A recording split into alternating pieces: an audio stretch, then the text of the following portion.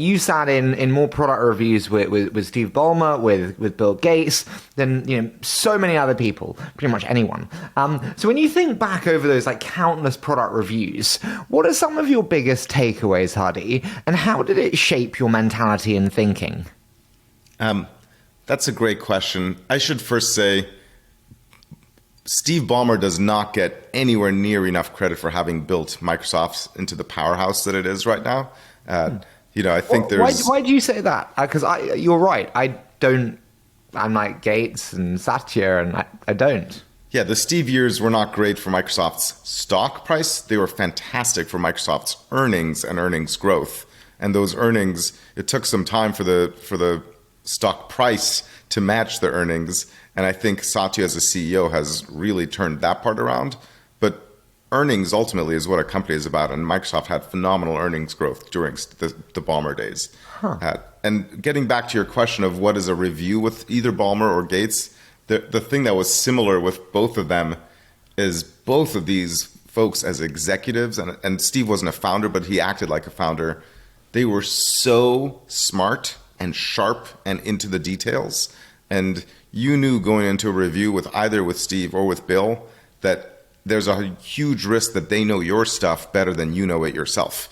And you better be extremely prepared. It's like the hardest examination of your life, because if they catch you in not knowing your own stuff, you were done for. And it just created, on the one hand, an element of fear, but on the other hand, this element of I need to be at my A+ game, and this bar that it made you strive to be the best version of yourself that you could be. And yes, there was a fear element to that, because I've seen people get emaciated for not knowing their own materials as well. And when Bill Gates knows something better than the supposed expert at his own company, it is emaciating, but it also makes everybody else think I need to be the best version of myself. And be always prepared to be questioned. I love that kind of attention to detail, but I'm always told about the importance of delegation and the importance of trust. Like, help me out, help leaders out listening. Does that go against delegation, being so focused on the minutiae and so in the weeds? How do you feel about those kind of two opposing ideas? It is definitely a tough balance, and I gotta say, as a leader, I struggle with that myself. But I think if I had to err, I personally err on the side of being more into the details rather than erring on the side of, the people are getting it done, and I'll purely trust them. And if you look at who are the greatest technologists for consumer companies, or the greatest consumer technology companies, if you think of Steve Jobs, Bill Gates, Mark Zuckerberg, Elon Musk, none of these folks are just trust that the team will get it done. They're getting very involved in little details. And it's much harder to point to examples of incredible consumer technology successes where the CEO is just sort of leaning back and letting everybody else get it done. But that doesn't mean the CEO does every little thing. It just means if you screw up, there's consequences. And as long as the level of getting involved in the details isn't enough to do everybody's job for them, is to keep them to a high bar. Let me give you an example from a review with Ballmer. I've seen him in a situation where he's talking to a group and they're sharing the numbers, and then he dives into one number and he's like, wait a second, this number a year ago was blah, blah, blah.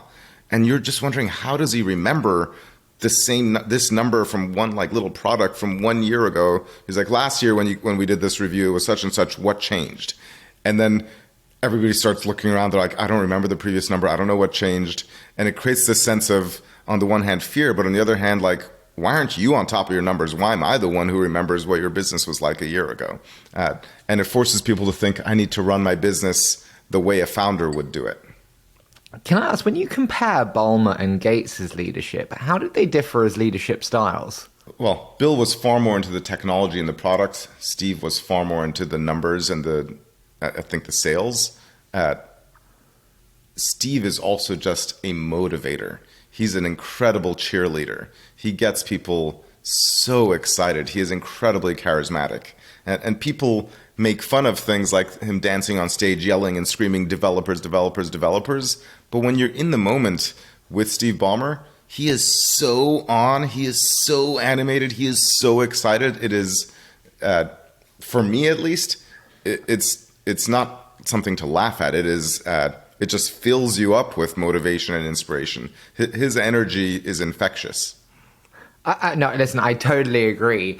And I think the most important thing is being able to tell a story and inspire people. And I think it's almost what we miss today in a lot of leaders, bluntly. So I totally agree with you there. Was there ever a time when you got absolutely crushed, Hadi? Where everyone was like, oh, Hadi, you fucked up. Gosh, there's been lots of times I've felt crushed or thought that I've Ever with Bill or Steve where they were like, Hadi. In my career there have been, but at Bill Gates or Steve reviews, no, I haven't been crushed in those circumstances. Oh, well done. I'm sorry. No, I've survived. I think I escalated quickly within Microsoft, and my career rose quickly because not only I didn't get crushed, I shined in those reviews. I was ready for whatever question they asked me, and I did well. So in fact, I got to the point where people would put me forward, to like talk to this guy, and that basically was a faster way to promotion. No, not at all. Listen, I'm thrilled for you that you didn't get crushed by them. I think it sounds like a terrifying proposition.